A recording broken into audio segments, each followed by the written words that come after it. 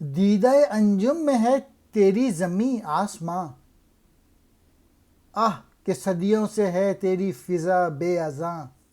دیدہ انجم ستاروں کی آنکھ، آہ کہتے ہیں افسوس کو، فضا بے اذاں وہ فضا جس میں اذاں نہ دی گئی ہو۔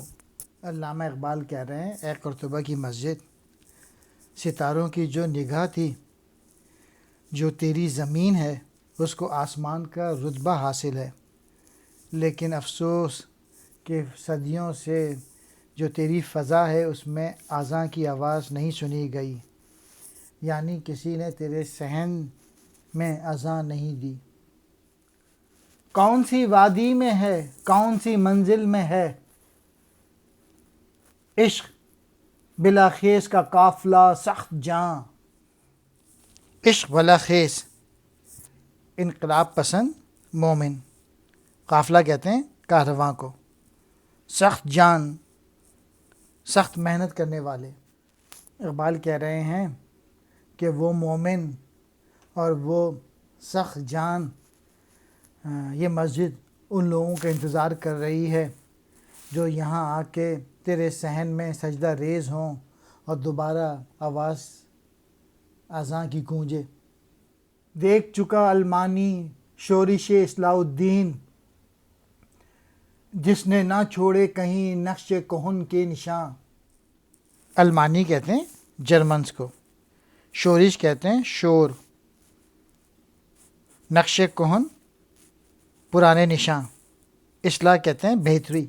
علامہ اقبال نے اس شعر میں جرمنی کے متعلق بتایا ہے کہ وہاں پر جو مختلف مذہبی انقلابات آئے ہیں، یعنی جو کرسچینٹی جو کہ مختلف حصوں میں بٹ گئی، اور جرمنی کے لوگ جو ہیں وہ بے دینی کے راستے پر چلے گئے۔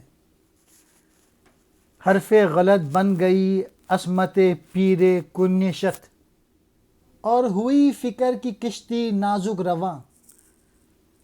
حرف غلط وہ حرف جس کی ضرورت نہ ہو، عصمت کہتے ہیں معصومیت کو، پیر کنشت کہتے ہیں روم کا پوپ۔ اقبال نے اس شعر میں آزادی فکر کا ذکر کیا ہے جو آگے چل کے یورپ کی بے دینی کے راستے پہ لے گیا اور مذہب سے دور ہو گئے یورپ کے لوگ۔ علامہ اقبال نے اس شعر میں پوپ کے متعلق بھی کہا ہے کہ پوپ کی معصومیت جو ہے اس کا ایک عرصے سے ڈھنڈورا پیٹا جا رہا تھا، جو کہ غلط ثابت ہو گیا، اور مارٹر لوتھر کی جو تحریک تھی اصلاح دین کی، اس نے بھی کافی نقصان پہنچایا، اور عیسائیت کا جو تصور تھا وہ متزلزل ہو کے رہ گیا۔ چشم فرانسس بھی دیکھ چکے انقلاب، جس سے دگرگوں ہوا مغربیوں کا جہاں۔ چشم فرانسس فرانس کی آنکھ، دگرگوں کہتے ہیں الٹ پلٹ۔ اقبال نے اس شعر میں فرانس کے متعلق بتایا ہے کہ وہاں بھی انقلاب آیا اور جو پرانی شہنشاہیت تھی وہاں پہ ختم ہو گئی، اور اب وہاں پہ بھی نئی تہذیب کے ڈھانچے سامنے آ گئے۔ ملت رومی نژاد کونا پرستی سے پیر، لذت تجدید سے وہ بھی ہوئی پھر جواں۔ ملت کہتے ہیں قوم کو، رومی نژاد رومی نسل کا، کوہنا پرستی قدیم رسم پرستی، پیر کہتے ہیں بوڑھے کو، لذت تجدید جدید دور کی زندگی کا مزہ،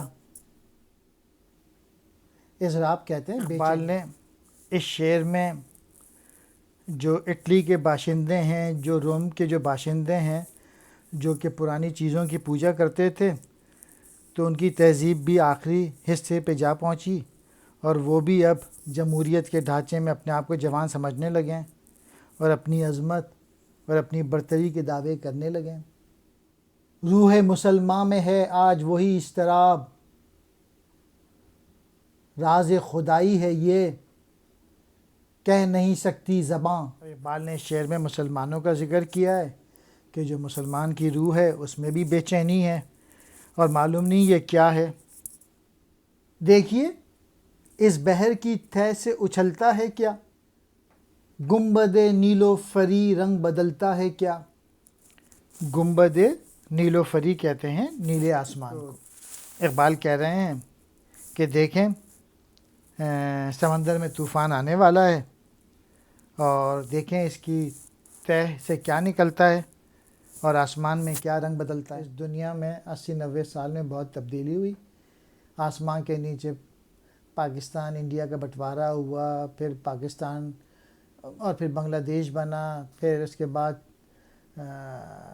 USSR میں ٹوٹ پھوٹ ہو گئی پوری, اور پھر اب چائنا کا رائز ہے اور وہ اس وقت تقریباً سیکنڈ ورلڈ پاور بن گئی ہے.